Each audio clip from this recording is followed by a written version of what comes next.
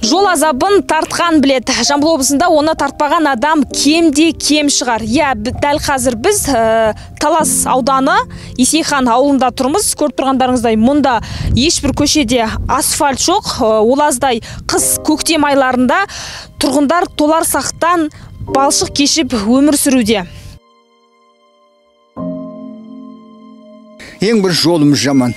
Мына жердегі жұмыртқасын, сүтін, айранын сататын келді ғой таксилер. Солар барат, қайтып келеді, ертеңіне машина жарамай қалады, қайтадан жөндетеді. Сонымен қатар бұл ауылда 1700-ге жуық адам тұрады десек, мұнда газ жоқ, ол аздай қарапайым судың өзіне қол жеткізу мүмкін емес.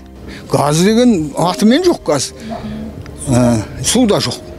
Суды тартып еді, о су келмей қалды, шықпай қалды. Облыс әкімінің, аудан әкімінің түрін танымаймыз, аты жөнін білеміз, бірақ кездеспеген. Енді осы жылдың есебімен келеді, аудан әкім есебін береді де кетеді. Әкімді қаладан бекіткен. Қаланың жігіті, мынау Қаратау қаласының. Ол бұл жерде тұрмайды. Кегіс келген күні уақытта келеді, қайтып кетіп қалады. Сол үшін ауылдан әкім сайласақ деп сұранып отырмыз. Есейхан ауылынан аудан орталығына қатынайтын 11 шақырым жол жөндеу жұмыстары 2024 жылға жоспарлануда. Бұл мәселе бойынша аудандық тұрғын үй, коммуналдық шаруашылық, жолаушылар көлігі және автомобиль жолдары бөлімінің тарапынан облыстық экономика және бюджет жоспарлау басқармасына бюджеттік өтінім берілген.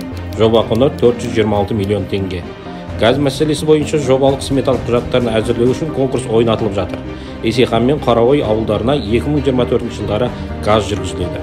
Талас ауданы әкімдігінің баспасөз қызметі.